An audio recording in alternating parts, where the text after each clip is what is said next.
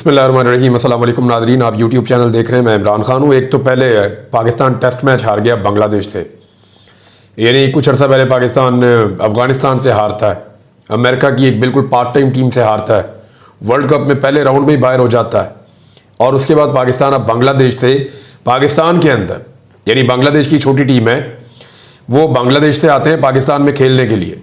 उनके मुल्क के हालात आपके सामने हैं, सैलाब भी आया हुआ है वहाँ पे, अभी इनकलाब आया वहाँ पे। पाकिस्तान में छोटा सा भी एक एहतजाजी जलसा भी हो जाए ना, तो वो कहते हैं जी सारा निज़ाम ही दरम भरम हो गया। उनके मुल्क में इनकलाब आ गया, फिर भी उनकी टीम खेलने के लिए आई। ऐसा फोकस करके उन्होंने खेला है, ऐसा फ्रेश तरीके से वो खेले, उन्होंने तबीयत साफ कर दी पाकिस्तानी टीम की रावलपिंडी के ग्राउंड में, रावलपिंडी के ग्राउंड में। अब ये पाकिस्तानी टीम क्यों हार रही है, ये बात समझ नहीं आ रही। बेहतरीन बॉलर्स हैं, बेहतरीन बैट्समैन हैं, इनके रिकॉर्ड देखें तो इतने अच्छे हैं, लेकिन कोई एफर्ट नजर ही नहीं आ रही। यानी दो तीन चीज़ों का फुकदान है। ऐसा लगता है टीम नहीं खेल रही। मुख्तलिफ लोग हैं जिनको किराए पे पकड़ के लाया गया है और उन सबको खिला रहे हैं, वो अपने अपने लिए खेल रहे हैं। एक यूनिट लगता ही नहीं है। यानी इतनी बड़ी डिवीजन है टीम के अंदर, हर आदमी अपने बंदे को कैप्टन बनाना चाहता है। ऊपर से टीम के ऊपर जो लोग बैठे हुए हैं उनसे भी लोग मायूस हैं, और पाकिस्तानियों का तो दिल चढ़ गया है क्रिकेट से। जिस तरह वर्ल्ड कप के अंदर परफॉर्मेंस थी पाकिस्तान की क्रिकेट टीम की। अच्छा, पाकिस्तान की क्रिकेट टीम का बेड़ा गर्क कर दिया। मोहसिन नकवी को वज़ीर दाखिला भी रखना है, जिद है, और मोहसिन नकवी को पीसीबी का चेयरमैन भी रखना है, ये जिद है। पाकिस्तान की तारीख में आपको ऐसा कम्बिनेशन नहीं मिलेगा। वज़ीर आला भी था और पीसीबी का चेयरमैन भी था। अब पीसीबी का चेयरमैन भी है और वज़ीर दाखिला भी है, सेनेटर भी है। कोई ओहदा रह गया तो वो भी मोहसिन नकवी को दे दे। किसी चीज़ का अगर बेड़ा गर्क मजीद करना है तो वो भी उनको फराहम कर दी जाए ताकि वो और कर दें। अब क्रिकेट की जो हालत उन्होंने कर दी है, क्रिकेट का उनको अलिफ बे का भी नहीं पता। उन्हें नहीं पता, वो कोई ना कभी वो फर्स्ट क्लास क्रिकेट खेले हैं, ना उनका कोई इसके साथ ताल्लुक है। एक सहाफ़ी था, सहाफ़त कर रहा था, उसको बाद में सियासतदान बना दिया। सियासतदान बना के अब उसको पीसीबी के अंदर चेयरमैन भी बना दिया। पाकिस्तान का वाहिद खेल है जिसके साथ पाकिस्तानी बहुत प्यार करते हैं। मुझे तो लगता है डेलिब्रेटली हर उस चीज़ को ख़राब किया जा रहा है इस मुल्क के अंदर जिस चीज़ से पाकिस्तानी प्यार करते हैं। यानी पाकिस्तानी जो हैं वो क्रिकेट से प्यार करते थे, क्रिकेट का बेड़ा गर्क आपके सामने। पाकिस्तानी जिस लीडर से प्यार करते थे उसकी हालत आपके सामने। पाकिस्तानी जिस इदारे से प्यार करते थे वो आपके सामने है कि क्या हो गया। यानी हर वो चीज़ जिसे पाकिस्तानी पसंद करते थे उस चीज़ की हालत पाकिस्तानियों की नज़र में क्या की जा रही है कि पाकिस्तानी तवज्जो दे नहीं छोड़ दें, ये हो रहा। और जनाब बांग्लादेश ने बड़ा कमाल खेला, बड़ा फोकस्ड होकर खेले।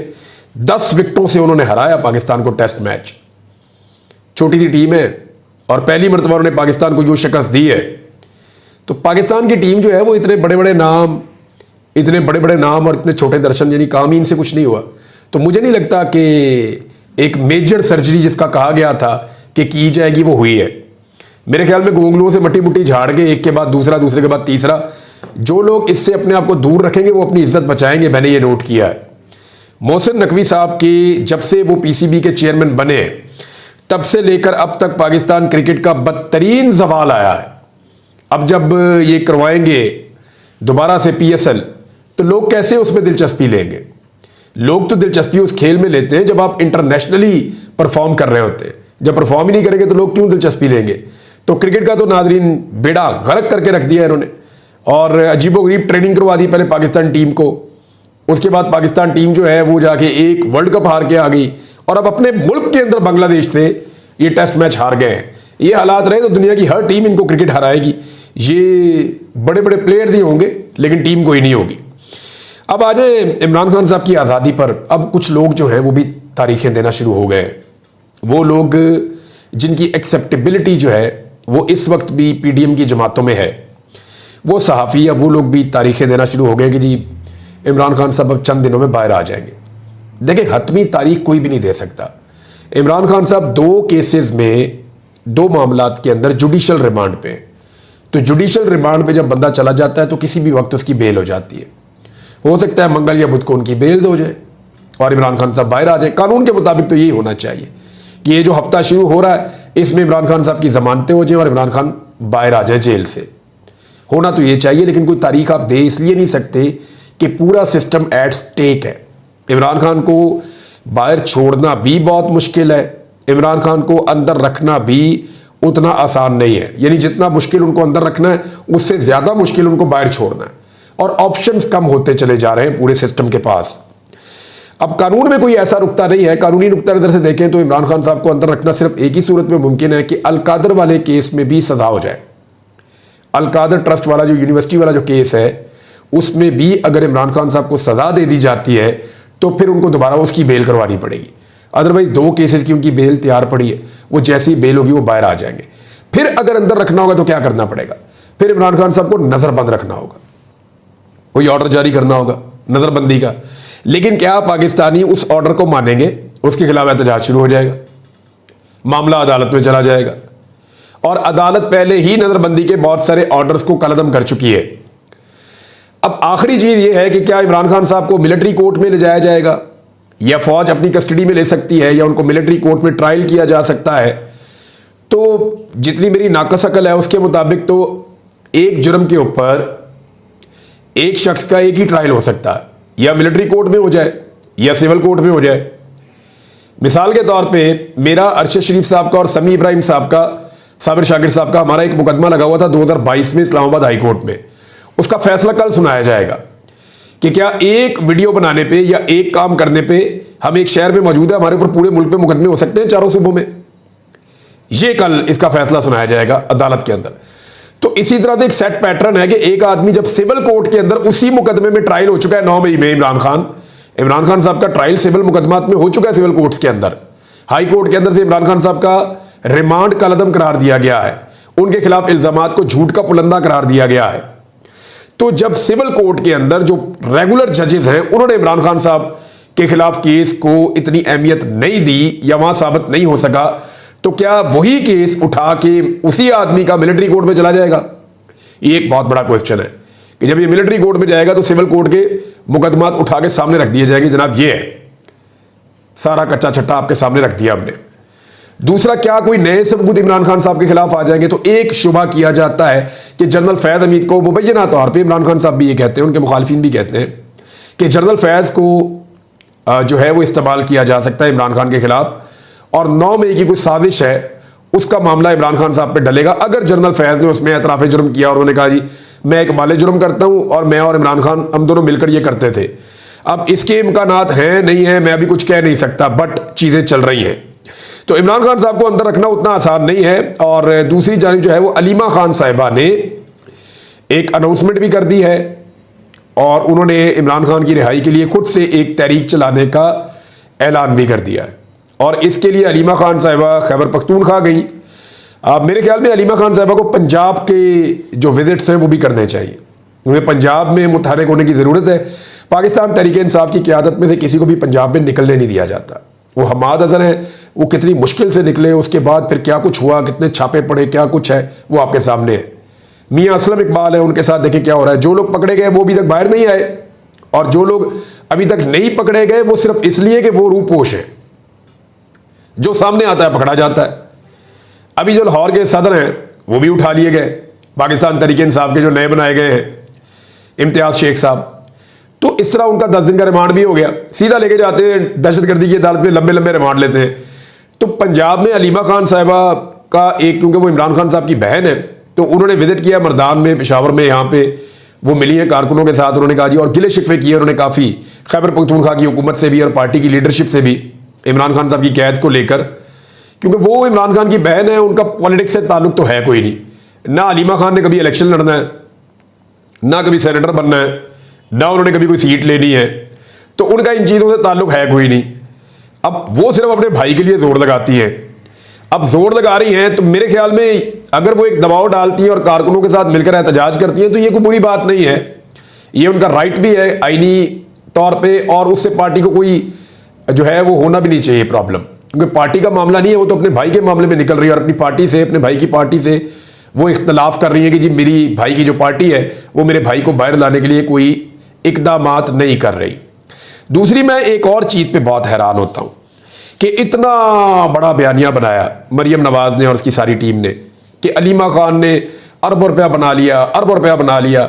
आज़ाद फिर रही हैं, रोज़ाना जाती हैं अडियाला जेल, अपने भाई को मिलती हैं, कभी लाहौर में निकलती हैं, कभी खैबर पख्तूनख्वा में निकलती हैं, एक दिन भी पाकिस्तान से बाहर नहीं भागी। हर जगह पे वो पेश होती हैं, तमाम अदालतों में वो जाती हैं। तो वो जो अलीमा खान के ऊपर ये कहते थे कि हमने करप्शन के इल्जामात लगाने हैं, तो इनके पास 2 साल से हुकूमत है, पकड़ा क्यों नहीं? ये सिर्फ फ्रॉड था, धोखाधड़ी थी। मैंने आपको बताया था ना कि इमरान खान जब हुकूमत में आएगा, बहुत पहले आपको बताया था, तो वो जिन लोगों पे इल्ज़ाम लगाता है उनके खिलाफ कार्रवाई करेगा, और वो हुई। लेकिन इन लोगों ने जिन जिन पर इल्ज़ाम लगाया, इन्होंने उस्मान बुज़दार पे इल्ज़ाम लगाया, आज तक कोई कार्रवाई नहीं की। इन्होंने इल्ज़ाम लगाया असद उमर पे, कोई कार्रवाई नहीं की। इन्होंने इल्ज़ाम लगाया महमूद खान पे, कोई कार्रवाई नहीं की। इन्होंने इल्ज़ाम लगाया परवेज़ खटक पे, कोई कार्रवाई नहीं की। इन्होंने इल्ज़ाम लगाया मुराद रास पे, कोई कार्रवाई नहीं की। इन्होंने इल्ज़ाम लगाया अलीमा खान पे, कोई कार्रवाई नहीं की। यानी इनके इल्ज़ामात ही झूठ का पुलंदा थे, या ये इल्ज़ामात लगाते ही उनके ऊपर थे जिनको पता था कि ठीक है बस खैर है। और जो लोग इमरान खान को छोड़ गए, चाहे उन्होंने करप्शन की चाहे नहीं की, वो सारे लोग क्या हो गए? बाइज्जत बरी हो गए। ये उन पर तो मुकदमा चला ही नहीं, उनके खिलाफ कोई कार्रवाई हुई ही नहीं। तो अलीमा खान साहबा ने कहा जी कि हम बिल्कुल, अब मैं खुद से एक तहरीक चलाऊंगी और एक इमरान खान की रिहाई के लिए मैंने मुहिम चलाने का ऐलान कर दिया है। दूसरी जगह पाकिस्तान तहरीक इंसाफ, क्योंकि एक बहुत बड़ी पॉलिटिकल पार्टी है, उसके अंदर इख्तलाफात वगैरह होते रहते हैं छोटे मोटे। उन इख्तलाफात को दूर करने के लिए, यानी मैं पिछले दिनों सोच रहा था कि नईमुल हक साहब मरहूम जब वो जिंदा थे तो इमरान खान साहब क्योंकि हर छोटे इशू में नहीं आते थे, तो नईमुल हक साहब ये सारी चीज़ें संभाल लेते थे। पार्टी के अंदर जितने इख्तलाफात होते थे तो बनी गाला में एक ऑफिस बना हुआ था छोटा सा, वो वहाँ पे बंदों को लेके अंदर जाते थे, बाहर आते थे तो मामला ख़त्म हो जाता था। तो हर पार्टी के अंदर ऐसे लोग मौजूद होते हैं, ऐसे लोग PMLN में भी मौजूद हैं, बाकी पार्टियों में भी हैं। लेकिन पाकिस्तान तहरीक इंसाफ जो है उसमें इतने बड़े पैमाने पर लोग इंडक्ट हुए हैं, इतने सारे लीडर्स पैदा हो गए हैं और सोशल मीडिया का एक प्रेशर भी रहता है, तो यहाँ पे इख्तलाफात बहुत ज़्यादा बढ़ गए। अब उनके खात्मे के लिए बड़ी ज़बरदस्त चॉइस है। पाकिस्तान तहरीक इंसाफ ने आरिफ अलवी साहब जो साबिक सदर पाकिस्तान है और PTI के सीनियर तरीन मेंबर हैं, इमरान खान साहब के साथ इन्होंने शुरू में सियासत की थी और पाकिस्तान तहरीक इंसाफ के बानी लोगों में से, तो उनको सरबराह बना दिया गया एक कमेटी का, ताकि पाकिस्तान तहरीक इंसाफ के अंदर अगर इख्तलाफात होते हैं, और ये बड़ी अच्छी चीज़ है, जहाँ पे इख्तलाफ राय नहीं होती वहाँ पे कभी भी तरक्की नहीं होती, वहाँ कभी बेहतरी की गुंजाइश नहीं होती।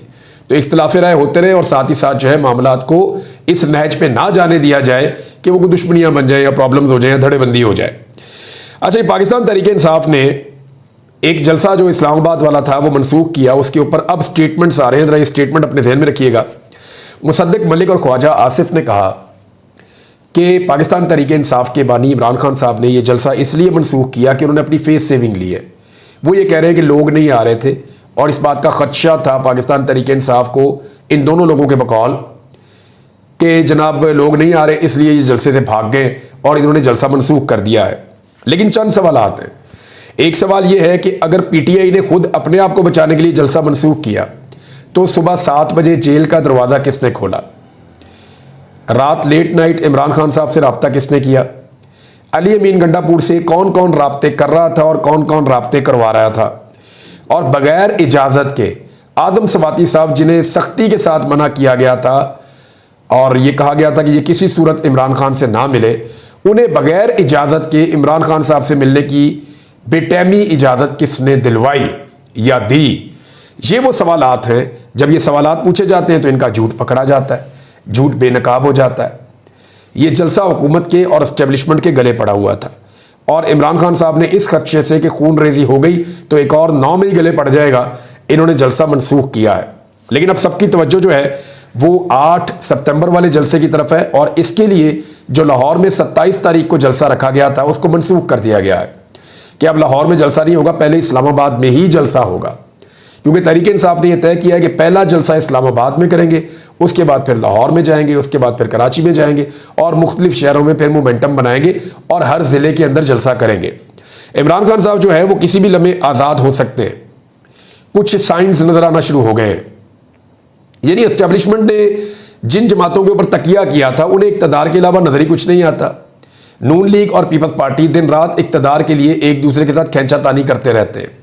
दोनों मिलकर इक़्तिदार में तो आ गए हैं, लेकिन नून लीग मांगती है सिंध के अंदर हिस्सा और ये थोड़ा बहुत मांगती है, लेकिन पीपल्स पार्टी पंजाब में एक बड़ा शेयर मांगती है। वो कहते नहीं पावर शेयरिंग करें हमारे साथ। नून लीग पंजाब को अपनी जागीर समझती है और उसमें से हिस्सा देने के लिए तैयार नहीं है। दूसरी जानिब पाकिस्तान पीपल्स पार्टी के लोग ये ताना देते हैं कि जनाब आपकी ये हुकूमत नहीं है, ये लूट का माल है, ये हुकूमत पाकिस्तान तहरीक इंसाफ की है, ज़बरदस्ती हुकूमत बनाई गई है आपकी, लिहाजा इसमें जितना हिस्सा आपका है तो हमें भी एक बड़ा शेयर दिया जाए।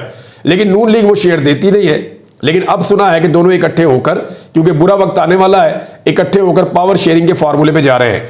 और वो पीपल्स पार्टी किस मुंह से पंजाब में हिस्सा मांग सकती है, जिसने सिंध में ये हालत कर दी है कि मैं आपको सिर्फ एक जिले की कहानी सुनाने वाला हूं। और ये रिपोर्ट हो चुका है अंग्रेजी अखबारात के अंदर। पाकिस्तान पीपल्स पार्टी पंजाब में हिस्सा मांगती है, मगर सिंध के एक जिला थरपारकर को अगर आप देखें तो वहां गुर्बत, भूख, अफलास, बेरोजगारी और परेशानियों की वजह से तंग आकर सिर्फ 2 साल में, इमरान खान की हुकूमत गिरने से लेकर अब तक सिर्फ 2 साल में सिर्फ एक जिला थरपारकर है सिंध का, वहां पे 496 अफराद ने खुदकुशियां की हैं जो रिपोर्ट हुई है। 496 यानी 500 से 4 बंदे कम ये खुदकुशियां हुई हैं जो रिपोर्ट हुई है, और जो रिपोर्ट नहीं हुई वो इससे कहीं ज्यादा है। यानी इतनी बड़ी तादाद में सिर्फ एक जिले में 2 साल में लोगों ने खुदकुशियां की हैं। खुदकुशियां करने वालों में 56% अकलियती बरादरी हिंदू की है, हिंदू बरादरी है, अकलियत में 56% वो है, बाकी जो है वो दूसरे हैं। और बेरोजगारी जो है वो बहुत बड़ी तादाद में है, नौजवान खुदकुशियां कर रहे हैं। ये है जी सूरत हाल सिंध की, एक जिले की, और वो मांग रहे हैं पंजाब में पावर शेयरिंग। 28 तारीख को ताजरों ने भी नादरीन एक ऐलान कर रखा है कि एक बहुत बड़ी हड़ताल वो पंजाब में करने जा रहे हैं। पाकिस्तान तहरीक इंसाफ के लापता कारकुन बहुत तेजी से वापस आ रहे हैं। 6-7 कारकुन पिछले 36-48 घंटों के अंदर वापस पहुंचे हैं, तो उम्मीद की जा रही है कि बाकी भी वापस आ जाएंगे। लेकिन मेरी जो सबसे ज़्यादा तवज्जो जिस तरफ है वो है कि अजहर बुशवानी के भाई वापस आने चाहिए। उन्होंने बहुत तकलीफ़ बर्दाश्त की है, उनके बुजुर्ग वालिदैन ने बहुत तकलीफ़ बर्दाश्त की है। उनके घर में 1-2 लोग बीमार भी हैं, मैं जानता हूँ। उनके बच्चे बहुत उदास हैं। सिर्फ एक लड़के से सियासी इख्तलाफ की कीमत ये नहीं हो सकती कि आप पूरे ख़ानदान को सूली पे टांग दें और इतनी बड़ी तकलीफ़ आप उन्हें पहुँचाएँ। ये बड़ा अनफॉर्चुनेट है। उनके भाइयों को फ़ौरन छोड़ा जाना चाहिए। अच्छा, जो आईनी तरमीम ये करने जा रहे थे उससे ये भाग गए। ये चीज़ें मैं आपको अगले वीलॉग में बताऊंगा। और यह मकबूल जान साहब पे क्या इल्ज़ामात मजीद लगाए गए हैं वो तफसीलात भी मैं आपको अगले वीलॉग में बताऊंगा, और मैं बताऊंगा कि असल मुजरिम कौन है और औरिया साहब किस बात की सज़ा काट रहे हैं। अब तक इतना ही। अपना ख्याल रखिएगा, अपने इस चैनल का भी। अल्लाह हाफ़िज़।